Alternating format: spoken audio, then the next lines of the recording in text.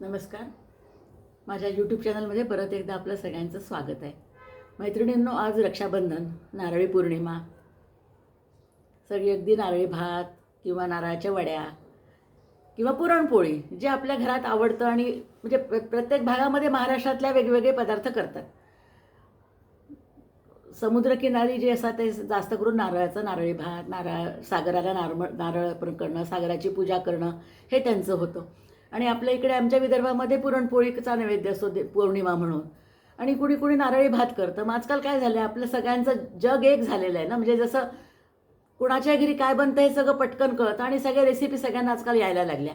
मग मुलांना पण व्हेरायटी खावीशी वाटते. मुलं म्हणतात त्याला नारळी भात करू आज, कोणी म्हणतात नारळाची खीर करू. काय काय आजकाल नारळाचे इतके विविध पदार्थ झालेले आहेत तयार की नारळाची वडी आणि नारळी भात तर खूप जुना वाटायला लागला आहे. पण आजकाल त्याला पण सगळे लोक अगदी आवडीने करायला लागले आणि आवडीने खायला लागले.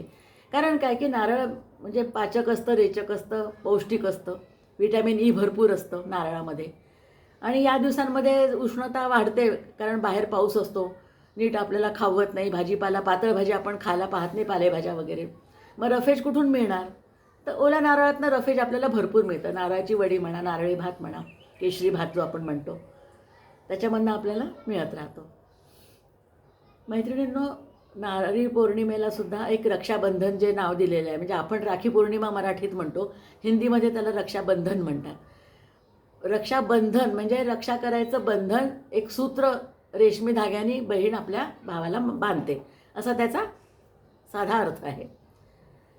पण भाऊसुद्धा त्याला बंधन असं समजत नाही. बंधन म्हणजे बांधलं आहे एवढंच तो समजतो की ये बंधन है मेरे ऊपर और बर्डन हो गया, ऐसा तो कभी नहीं सोचता है. उतना मायके को लड़की को आने को बहाना रहता है कि भी चलो मैं भाई को जाके मैं राखी बांध के आती हूँ. अगर नहीं हुआ बहन का कुछ वजह से, कौटुंबिक प्रॉब्लम से, तो भाई आता है उसको मिलने. ऐसा ये म्यूचुअल अंडरस्टैंडिंग रहता है. उसमें ऐसा कुछ ठोस रूल नहीं है कि भैया ने बहन के घर जाना चाहिए, बहन ने भाई के घर आना चाहिए, नहीं तो एकदम रबर स्टैंप है, ऐसा कुछ भी नहीं है. म्यूचुअल अंडरस्टैंडिंग रहता है कि भैया हाँ आता नहीं भाई, मैं नहीं आ सकती इस टाइम, आप आ जाओ, असं म्हणून करतात. पण आता आता अजून नवीन एक काय प्रॉब्लेम आलेला आहे की लोक, जग लहान झालेलं आहे मान्य आहे, पण लोक पण लांब लांब गेलेत. त्यामुळे बहिणी अमेरिकेत असल्या तर भाऊ अमेरिकेत जाऊ शकत नाही, बहीण पण इथे येऊ शकत नाही. मग काय होतं की ते आपापलं मन रमवायला तिथेच एक वेगवेगळे कार्यक्रम करतात. आणि इथे सुद्धा तसंच होतं की आपला भाऊ जर एखादा अमेरिकेत असेल किंवा लांब असेल तर आपण नाही जाऊ शकत. मग आमच्या म्हणजे आम्ही कॉलेजला असताना पण आम्ही जायचो, म्हणजे अनाथाश्रमात जायचो, लहान लहान मुलांना, अनाथ मुलांना राख्या बांधायचो. राष्ट्रीय सेविका समितीचं पण कार्यक्रम व्हायचा. एकमेकींना भगिनी पण एकमेकींना राख्या बांधतात. असंच नाही की भावाला बहिणीनीच राखी बांधली पाहिजे असं नाही आहे. ते राजस्थानमधलं होतं. पण आपण लोकांनी त्याला अगदी विस्तृत अर्थ दिलेला आहे की रक्षाबंधन म्हणजे हे तुम्हाला मी आज हा बँड बांधते, म्हणजे फ्रेंडशिप बँडसारखा. ह्या बँडचा अर्थ तुम्ही मनात ठेवा आणि माझी आठवण ठेवा. त्यासाठी मी तुम्हाला हा बँड बांधलेला आहे, म्हणजे तुम्ही मला नेहमी मला आठवण करत राहा मनामध्ये, की लक्षात राहतं की हां हा बँड, ही राखी कोणी बांधली आहे, अच्छा हिनी बांधली आहे, हां चला, का गं कशी आहे, काय आहे वगैरे चौकशी केली तरी पुष्कळ बरं वाटतं कोणालाही. पण आजकाल इतक्या धावपळीच्या जगामध्ये कशी आहे, कुठे आहे, काय करते, एवढे 3 वाक्य जरी बोलले तरी सगळ्यांना आनंद होतो. आणि आपल्या भारतीय सणांचा हाच एक उद्देश आहे की जवळजवळ 2-2, 3-3, 1-1 महिन्यांनी सतत सण चालत राहतात.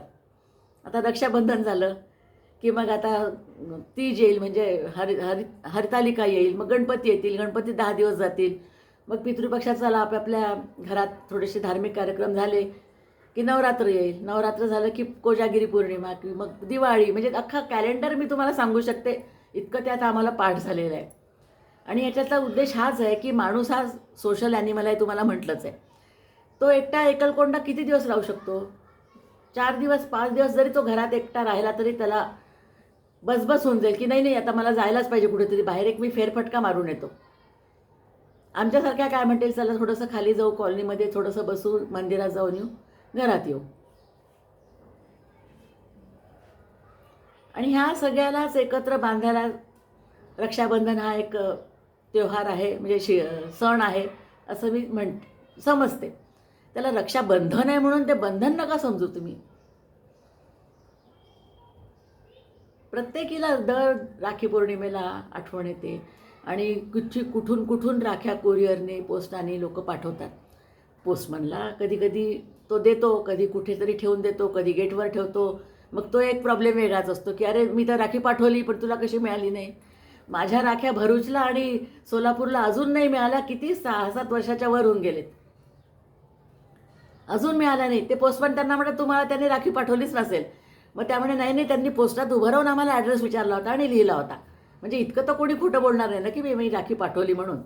पोस्टात जाऊन मी ॲड्रेस लिहून सगळं करून पाठवलं होतं. बाकी MP मिळाली, दुसऱ्या महाराष्ट्रात मिळाली, पण सोलापूर आणि भरूचला मिळाली नाही राखी. काय म्हणावं मग. मग मी तेव्हा त्यांना सगळ्यांना सांगून टाकलं की त्या खूप पाऊस असतो आणि आता माझ्याकडनं जास्त जाणं होत नाही पोस्टात वगैरे, तर मी आता तुम्हाला व्हॉट्सॲपवरच राखी पाठवत जाईल. कोरोनामध्ये तर आणखीनच प्रॉब्लेम आला होता. त्यामुळे कोरोनामध्ये मी सगळ्यांना जाहीर करून टाकलं माझ्या भावांना की मी तुम्हाला आता व्हॉट्सॲपनेच राखी पाठवत जाईल. बस मग आता देवांना राखी बांधून आपण चूप बसायचा, आनंद मानायचा, एवढंच आता आपल्या हातात राहतं. पण माझं तेच म्हणणं आहे की रक्षाबंधन जरी म्हटलं तरी त्याला बंधन नका समजू, बर्डन नका समजू. आनंदाने ते समोरच्याची जबाबदारी घेणं सुद्धा एक, त्याला पण एक आनंद वाटतो माणसाला की नाही नाही त्यांनी माझ्यावरती विश्वास टाकला, तो विश्वास मी पूर्ण ठेवला पाहिजे आयुष्यभर. आणि मग त्याला जसं रिचार्ज केल्यासारखं दरवर्षी राखी येतच राहते की ती आठवण करून देत राहते भावाला की ह भैया तुमको मेरा ध्यान रखना है. साधंच बोलली. आवडलं असेल तर लाईक करा, सबस्क्राईब करा. नमस्कार.